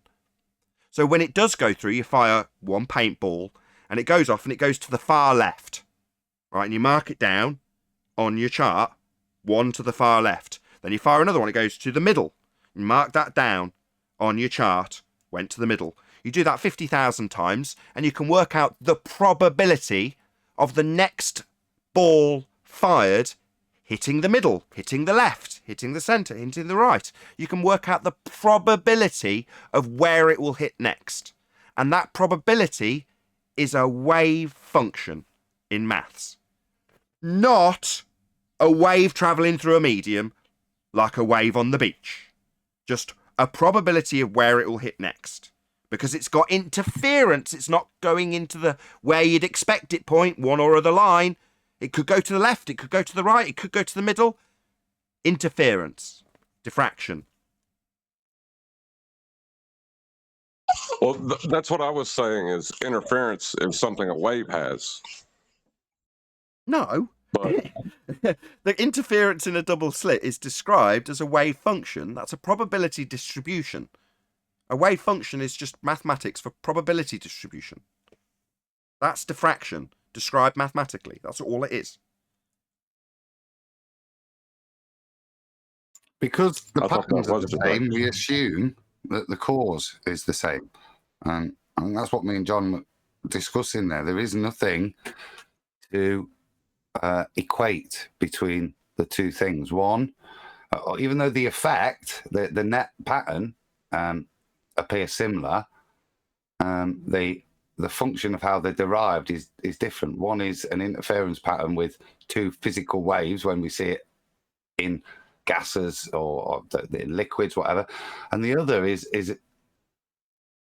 a mathematical probability that outlays how and why I don't know, but there's no wave there. That was my point. We've got to realize the point that there is no waves there. There's only a probability distribution. So to then move forwards logically with a wave in your hand as a thing to move forward with and draw conclusions to is the error, is the point I'm saying there. There is no wave to then equate this behavior to other mediums. Right, I'll expand on that one step further, Adam. So following my example where you've calculated the probability of where each hit will then occur on your diffraction pattern on the photographic plate, right? You've figured it all out. You then stop the machine, put a new piece of photographic plate in, and fire one particle, right? You can still calculate the wave function and therefore where you believe, based on probability, that first particle will hit. Now, at that point, you've still got a mathematical probability that you can calculate, right? You've still got your wave function, but you've only fired one. It's still part of the mathematics. It's still describable with a probability that you can now calculate to give a prediction. You've got all of the maths still associated with wave function. But what you haven't got is a wave-like pattern on the wall. You haven't got multiples of them to go in a wave-like propagation through a medium. You've only fired one. But you can still describe it with wave function. It's just only one particle. So when you reduce it to just one, hopefully, people will realise that, no, it doesn't need a medium. There's no wave involved. The wave only occurs and can be calculated when you've got more than one hit, i.e. lots of them, to calculate the probability. And that's your wave function. It's not meaning that it's travelled through a wave in any way, shape or form. Shout out to Al Junkie, who says, tip, never ask your wife to perform double slit EXP. No idea what that meant. I don't understand double slit. Well, what I was trying to highlight is it's a problem in the language that a lot of people are running into and the way the words are defined. I don't think that is a problem. I think it's people not realising the terminology and what it actually has as the description. Wave versus wave function. Right, and that's how you can distinguish between the two. But, the conventions are so close that people get confused easily. I don't see how they are close.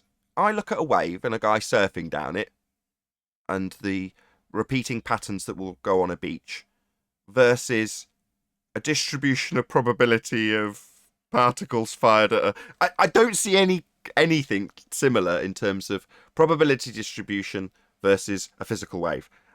I know they've got the same word in the first part, but they're not in any way similar. When you taking the surfboard analogy, the waves we can see, but the analogy would be the surfer being your light. His behavior as he travels across the wave, the medium, isn't the wave function. It doesn't. The particle in the double slit produces the wave. That's the surfer. He's producing it. But when you've got a surfer, the wave is the medium, and the surfer wouldn't. His path wouldn't follow a wave function. It would be very different. Do you get what I'm saying there? Yeah. You're trying to shoehorn in the probability distribution into a physical wave example, and I admire you for doing it, but you've got to try pretty hard to shoehorn it in, haven't you? They're trying to force together, the wave as in the wave of the sea, and it's one distinct thing there as a wave, and then the actual behavior of the particle, they're making that into the medium because it's that is the wave. Well, that's what I'm saying is wrong. You haven't got a medium for the wave to occur in at all. But it's that conflation, I think, where people get confused between understanding wave function, like we do with normal waves, and then putting it into that double slit and misplacing what the wave is, trying to make it into a medium. Right. With that, I'm going to say, if you are watching this on either Nathan Oakley 1980 or Nathan Oakley Premiering streams, stay tuned, as there will be an after show to follow. Unfortunately, if you are watching this live, this is where we bid you farewell. So a huge, massive, enormous thank you to all of you who smashed the super chat, liked, commented, shared, subscribed, and all that good stuff. Also, I'll put in the comments a link to the GoFundMe campaign, which is currently running. Massive shout out to all of you who've supported that thus far. Once again, stay tuned if you're watching on either Premiering stream. I've been Nathan Oakley, and I'll see you all in the next video.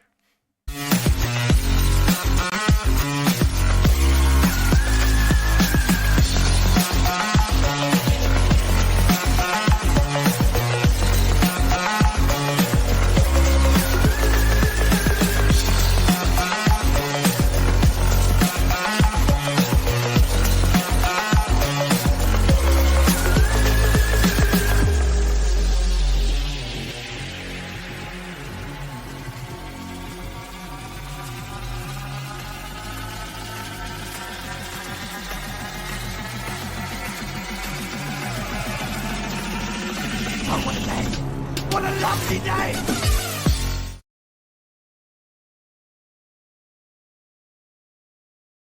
Well, it's like if I made my hand into a shadow of a dog on a wall, it doesn't mean that the shadow on the wall is of a dog, but that's what people asserting ether are kind of saying. Yeah, what's the tie on that ether boy? He's pushing that. We probably made it more complicated than it needed to be, but by the same token, there are going to be people out there that do understand this stuff and can follow along with a complex explanation for wave function collapse, probability distribution, diffraction, interference, all of those things. But by the same token, it's like, no, the main point here is that we are doing the exact same thing if we don't offer scientific validity for our claims, in this case ether. And there is no scientific evidence of ether, there's no scientific evidence of gravity, and the two might be comparable if you want to compare it to dark matter in pseudo-4 space, then yeah, you can easily draw the comparison. But I think the main reason for it is, as Adam described, a convolution between wave function and wave, and the idea that something that's described as a probability distribution actually is a propagation of something that's waving, therefore needs a medium to wave through. And it isn't. It's just a misunderstanding about how light works. Can I ask a question? Feel free. Cool. I appreciate you guys, and the conversation was amazing at the end. But where you guys do lose me though is when it comes to the discussion of particles in particular. As far as I can research, I mean, it still remains a model of how you conceptualize your world, and so it kind of gets lost when you guys start speaking about particles of light and particles of air and all that stuff. You guys mind elaborating on that more? Well, when it comes to light, the reason we've got the limited knowledge we do is because people have been studying it for a considerable amount of time and experimenting, actually finding empirical proof for the claims that they make. Now, in terms of particles, you've got things like the photoelectric effect, which I believe is photoelectric effect Einstein.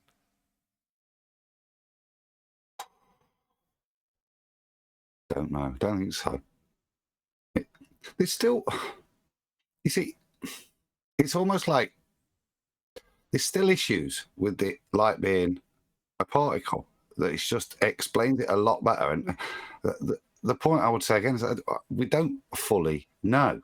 But that again doesn't. It's a bit like with Ball Earth. It doesn't require you to have the fullest of understanding to say, look, these effects though aren't these. We're mistaking things. We're making leaps and jumps with no reason to do so or no validity to do so. That's what I'd say. But I think there's still arguments.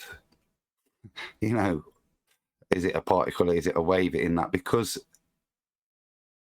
physics hasn't settled it. So, like I say, I don't think that's necessary to have the discussion we just had. And those points are still valid with regards to it, because that is what we do understand, what we can demonstrate, what's observable. Right. These experiments only exist because they're trying to figure out what light is and what it does. And the experimental validity comes when they've got a phenomena that they can actually discover or figure out the cause of. So, you know, it's not like people have just stumbled on wave function collapse and gone, I wonder what causes that. It's a long process from there to the process of getting to the double slit in terms of the investigation of light. Now, in terms of your question, though, right, what's a particle? Okay, well, all I can do is give you the best description of how it takes place as that described packet of data or information transferred from, say, an argon pump laser to a double slit, through it, and then onto either a sensor or photographic plate. Now, what they say they've fired, you can argue about the word used, but they're claiming one of them, I'm not going to use the word, gets fired, and you see one hit on the photographic plate. Now, you can say that's not a light particle, but that is what the photographic plate is designed to pick up, or the sensor as it's currently used. They're a bit more modern these days when they do these types of experiments. But regardless, some light's getting fired and you're seeing one impact. Whatever you want to call that, it's, as Adam said, not relevant to the point in terms of what you're describing with wave functions, interference patterns, and a necessity for a medium when arguing about ether. That's the overriding point. Now, you could say, well, that's a bit crap. You haven't actually answered my question about whether or not light really is a particle. Well, as Adam was very humble in saying, we don't know. We know very little about light. like seriously, hundreds of years of experimentation, and the amount we know is really limited. That's the bottom line. Well, here's a good question too. Can the physical be affected by your mind? Well, yes. Doesn't that change yes. the definition Well, that's of what physical? the quantum eraser and double slit show. You've got to have knowledge of which path the light travelled through to cause the wave function to collapse. To actualize those two lines I described on the live show, you've got to know which one went through, right? So there's a supernatural element to that causality. I'm going to try and keep this dumbed down so it might resonate with a few more people. So there's a direct causal link to you knowing something and things becoming actual. From diffraction, a probability of where the light might go, to it's going to go there. Why? What's the cause? Because I know which slit it went through. I don't know how much that'll resonate. I've tried to dumb it down to the point where it might resonate with a few more people. We'll see. Right. Well, that's still interesting because the whole term of physical kind of depends on being separate from the mind. Right. You know? Yeah. There's overlaps. This is something Quantum Eraser covers on a lot of the shows that he does on things like the Quantum Eraser and double slit experiments. There's an overlap, right? So suddenly you've got an overlap between the supernatural and the natural. And it's causing things. Profound. Right. So to put light into just a particle would be hard, but that's the only way we can describe it. We got to have a description of it. Yeah. Well, like when you're talking about information, you talk about megabytes and bits on a computer. You're talking about discrete packets of information. So it's the only way we have to describe it. No, that's wrong. That's wrong. The bits and bytes on the computer, you can arbitrarily assign in colloquial terms as being information, but they're useless without a knower to interpret them. So it's akin to somebody who's not familiar with the language coming across a computer that's not plugged in. Well, does it actually contain information if the information can't be extracted? No, it doesn't, because one of the prerequisites for it to be information is a receiver, a transmitter and a receiver, but you've got to have a knower, somebody who knows at the end of that process. So to dumb that down, if you've got two people, one says to the other, look out, there's a tiger behind you, well, that supernatural process is the information. However, if the person speaks Dutch only, is it information? As the person looks at you with a blank stare? Well, you could say, well, yeah, I gave him the information. No, it wasn't, because there was no receiver to receive it. Can I make I a understand point that. behind what you just said, Nathan, real quick? Go ahead. The information is not the medium in which the information is carried, which means you can say, look out, there's a tiger behind you in all kinds of ways. I just said it over the vibrations of my voice. It can be written out on a page. It can be encoded in computer code, but it's not, you can't get the information is not the same as the medium in which it's carried. You understand what I'm saying? Right. It stops being relevant as information. So, for example, if you've seen the film Oh Brother, Where Art Thou? There's a load of criminals on the run. They sing a song, and the mayor gives them a pardon. And they're singing on the radio, the mayor's giving them a pardon, and they go out and they're all happy. Then the sheriff catches them. And they say, we've been given a pardon, it went out on the radio. And the sheriff looks him in the eye and says, we don't have a radio. String him up!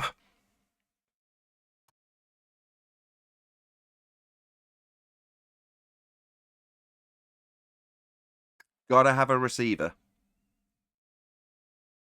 Need a knower. That's the bottom line, as profound as it is. That's where it all begins. That process of actualization starts with knowledge. And you can't have knowledge without a knower. Well, if you want the answer to the cause of entropy, you rewind that to the beginning of time. What do you need in the first instance? Well, it hasn't changed. You still need a knower. So what does that answer the question of? How did it all begin? Well, it all starts with a knower for the actualization in the first instance. Therefore, there is a God. Furthermore, for any heliocentrists out there that say no, Big Bang, that stands directly in violation of the first law of thermodynamics. Energy cannot be created or destroyed. Oh, we got everything from nothing, so you stand in violation of the first law of thermodynamics. The ontological primitives. But they hold on to that Big Bang, though. Sure. Oh, you bring up something. Go on. You brought up something. You brought up something that came up on Discord several days ago, because they say like there's this expanding and contraction multiverse theory. I'm not going to get into that. This begging question, but I'm just making a point. They say, well, we can use math to describe what the beginning is, or whatever, right? Like, and I said, well, I've never seen the explosion recontract back down. Then somebody brought up, well, water, explosion of water, well, it compresses it back down. And I started thinking about that. I was like, well, you might have an explosion and it might contract back down, but does that contraction back down make the C4 again, or the dynamite, and you can have another explosion again? Or somebody said, well, I can use mathematics to describe where a bullet came from, right? I say, well, does that thing, your mathematics describe the gun or the guy that that shot the bullet? It's funny how they talk about that, but all of those things ultimately do point back to something intelligent that has to even start off the process, kind of crank the process going. Right. You have to have an intelligence. And pushes you away from the idea, even in the maths, what, divide by zero, get everything? It's not even mathematically plausible. So everything is pointing away from everything coming out of nothing and pointing towards intelligent design. And when you look into... all they have to be done... I was just going to say, when you look into quantum mechanics, that's what that is also indicating. It just seems bizarre that a study of light would lead scientists to declare that at the bottom of the cup, God is waiting for you. Well, that's because that's what quantum mechanics has shown people in terms of the actualization of physicality from probability to reality. That takes intelligence. That takes knowledge. That takes a knower. That's where it all has to begin. Well, even, and also, I know I was kind of making fun of mathematics earlier, but there is an element to that. It seems like at the fundamental level, and I've actually read some articles about this, that they're discovering that the fundamental nature of reality is information. And it can be expressed through mathematical equations, through different means by which to show that there seems to be underlying information is what's driving it. And you can't have information, like you said, without a mind, without a knower beforehand giving that information. Exactly. Can't be described out of nothing. Yeah, I mean, that has been hijacked by things like string theory and various other nonsensical claim to be theories with no scientific backing to them. But ultimately speaking, that is the conclusion. You're correct, Paul. You can't have the information without the knower, without the intelligence to understand it, decipher it, transmit it. You need all of those things to acquire information. So a knower is fundamental. But the intelligence in the first instance, that's going to be required. I thought Big Bangs destruct, they don't create. In their maths, divide by zero, get everything.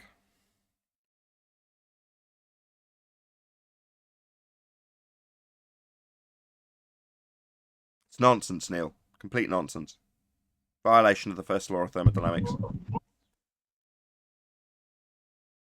Well, for years, I know that there was people that said they hung on to that Big Bang, and Christians said, yeah, God said, let there be light, and there was a Big Bang, and things started happening. I do not subscribe to that. Right, let there be light. Right?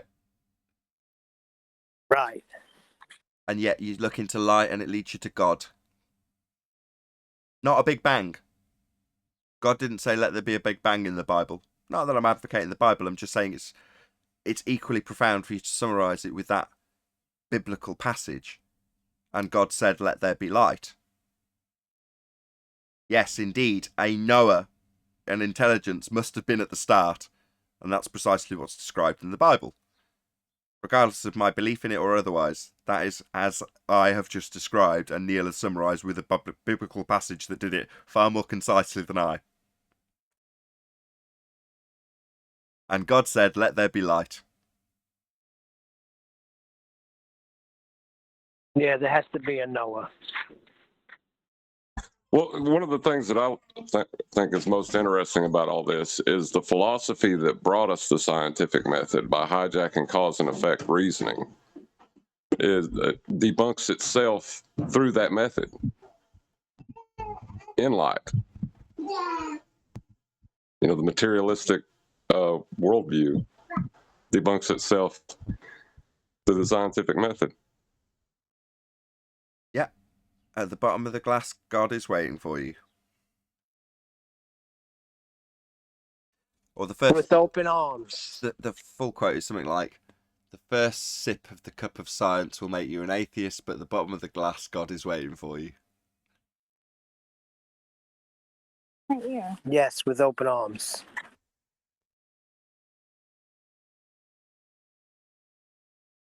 It's not just quantum physics that takes you that route as well. Prior to Flat Earth, I followed that exact route straight into medicine, biology, you know, looking at all these things, thinking you understand them, given half-arsed explanations. And then when you do look into it more and more, the wonderment of the cell, you realise there's absolutely the amount of intelligent design that's gone into that. That was the cup I got to the bottom of, where God was waiting, Nathan. Before Flat Earth, before all of it, it was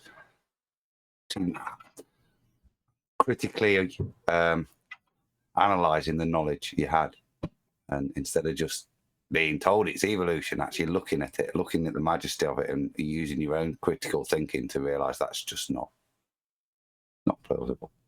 And it's also quite humbling, right? Because presumably while you're doing that, you're looking at it with something that is an optical device that's been precision engineered, and aren't we wonderful as humans that we can design something so masterful as a microscope? And then you look at a cell and go, oh my God, we're pathetic, aren't we? Yeah. Well, look at the eye. They still don't know how the eye works, right? Have you heard the evolution story of how the eye was created, though? I love that story. Makes me laugh. Those first cells that wouldn't have been burnt out, it's just nonsense. They knew they needed to get to the light, though, didn't they? So they had to develop the eyeball, because otherwise they wouldn't have survived, because the ones that developed it and had those photosensitive cells that developed before they knew they needed to develop them, they did better. Well, and then all of a sudden they developed the optic nerve. Oh, and then the lenses, and then the brains. There's more to sight than just this little photosensitive thing, isn't there? And then they crawled out and turned into lizards. That's right, Nick. That's right, Paul. You weren't agreeing with the rhetoric. Oh, sorry. Were you questioning it? Get out. Yeah, I'm questioning it. Come on now.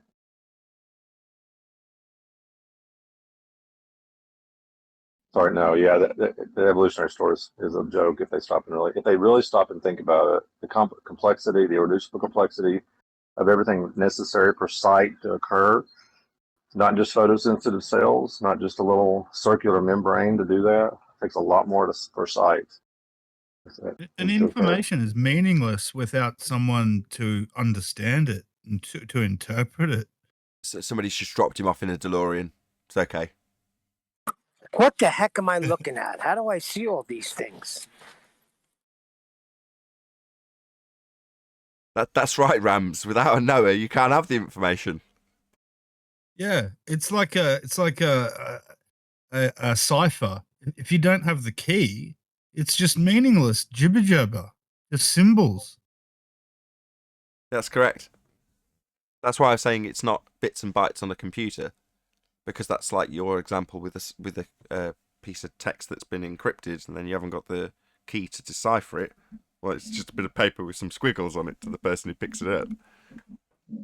Well, here's a question. Here's another question to start asking. You know, the laws of logic are necessary for communication and reason, and for even just about everything. For knowledge to occur, you got to have it.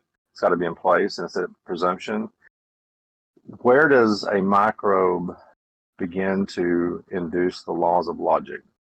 The law of identity, the law of excluded middle, the law of non-contradiction. How does a microorganism start to develop the laws of logic? It doesn't. That's something. And also, are the laws of logic physical or the immaterial, or the material, or the immaterial or material? They are concepts and conventions derived by humans. Devised, sorry. So, how do you get that from the ground base of everything is just a materialistic, naturalistic process called evolution, chemical processes. How do you get the concept of logic from that? How do you get it? You don't. How do you ground it there? You don't. It's QE's example with the sandcastle, isn't it? Right? That sandcastle, by comparison, is basic. But no matter how much time elapses, you're not going to go to the desert and find a complex sandcastle just creating itself. It's never going to happen. But even in What do you mean? the If I sandcastle, drop sand, doesn't matter how long you sit in that desert waiting for complex. There's a term for it. I can never remember. It's such a long term. Adam, can you help me out? He's gone.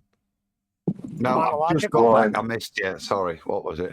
There's a name for the complex nature of cells versus when the example comes. QE's got a sandcastle, and Christ, what's the name of it? You know what I'm talking about too, do you? Yes. Starts with complex. That's helpful, eh? Yeah, this complex specified. Complex specified something. Here we go. We're getting there. Specified ordered sequence of complexity. And there we go. We got there at the end. Thank you. That's how on the ball we are today. But with that, I am going to say a huge, massive, enormous thank you to both Discord and G Plus panels for making today's after show possible. Of course, a massive thank you to all of you in either Nathan Oakley 1980 or Nathan Oakley Premiering streams for hopefully smashing the super chat, liking, commenting, sharing, subscribing, and hitting my GoFundMe campaign. If you can't afford to actually support the GoFundMe campaign, then please share it on Facebook and Twitter. That'd be just as much appreciated. I've been Nathan Oakley, and I'll see you all in the next video.